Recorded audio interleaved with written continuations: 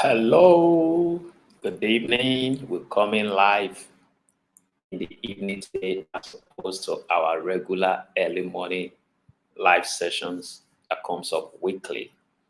Today on our session, business lessons from everyday experiences, I'm going to be sharing a very close story from my own daughter, Karen. Of course, you're less than 18. I still give the permission to share your story. So I take the permission and I'm going to share this story. It's a bit private. I think it's not a big deal. Okay, like you know, I have three children, very phenomenal children, excellent in all they do. Karen is 11, Kirk is 7, and Karis is 5. And kudos to the structure of the schools where they attended their primary schools. They went through school all through, they never had cause to bother about their positions in class. So all we benchmarked them with was like their percentage. So of course, our benchmark as a family was 90%, meaning we benchmark their success rate based on 90%.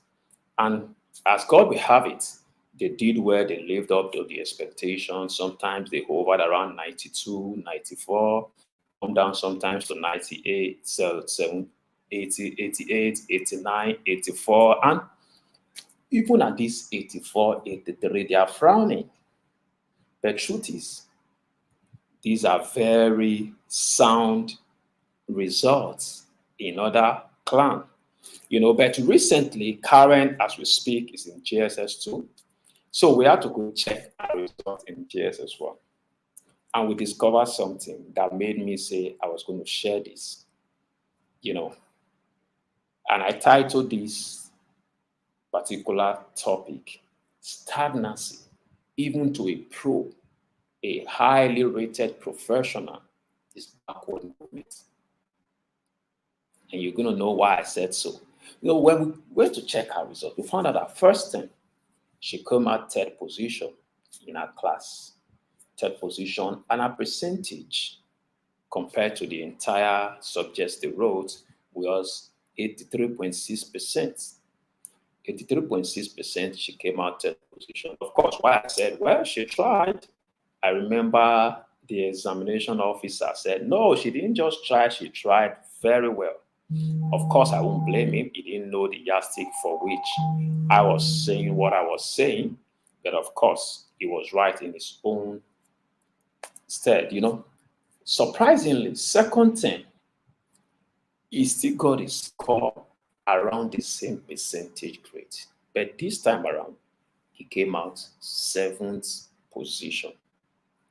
Of course, someone had 53% and was 3rd position. Now he's having around 82% and some fractions, and she's 7th position. Okay, we said, well, you have to double up.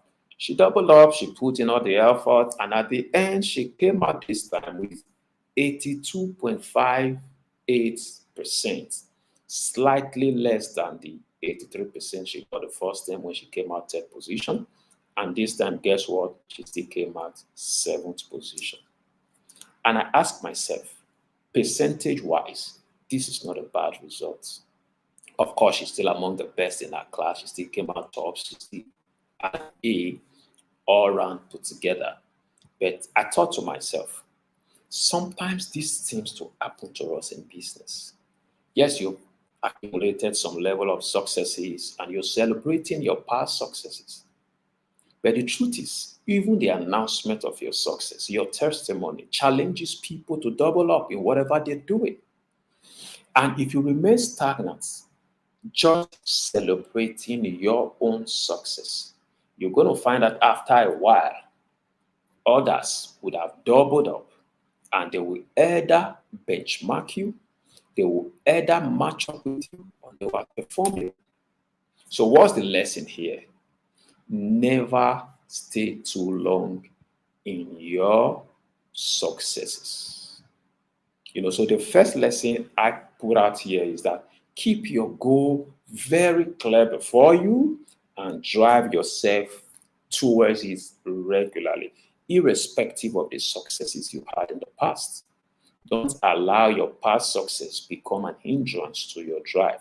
Then the second lesson from this is that celebrate your victory very shortly and place it on the archive while you run. Because the goal, winning a battle is different from winning the entire war. Yes, you've just gotten a milestone. Celebrate a little and move on. Don't allow your success of yesterday become an hindrance for tomorrow. Then thirdly, treat praises and criticisms like chewing gum. Chew it, enjoy it while it lasts, or go through all of the hassles while it lasts, put it aside and pursue the dream. Then fourthly, know your fear and keep it burning. A lot of us, once we begin to accumulate some level of successes, we forget where we're coming from. We forget that routine that kept us going. That routine has produced this level of success. In fact, if care is not taken, you may want to double up on that routine if you are going to get to the next level of success on the ladder. Then finally, or the fifth, never stop growing. Your businesses can never grow bigger than you grow. Sometimes I take time to look at some churches. You see a man pastoring a church in 300 countries all over the world. The truth is, it's not just prayer alone. That man has a capacity level that you can't just pick on the street. It's a product of growth. Then sixth and final, like I don't always like these sessions to be too long. Sixth, and you can become obsolete just by staying the same in business. Just by staying the same. You've not done anything wrong. You maintain your routine. You're celebrating that old success and you're just in one place, but before you know it, you are obsolete. So keep driving yourself, and I trust that this week we open you up to new opportunities. Do have a lovely week ahead of you. Make learning your best friend and make action your closest ally. Shalom. Let's do this again on Monday. Do have a great day. Have a great week.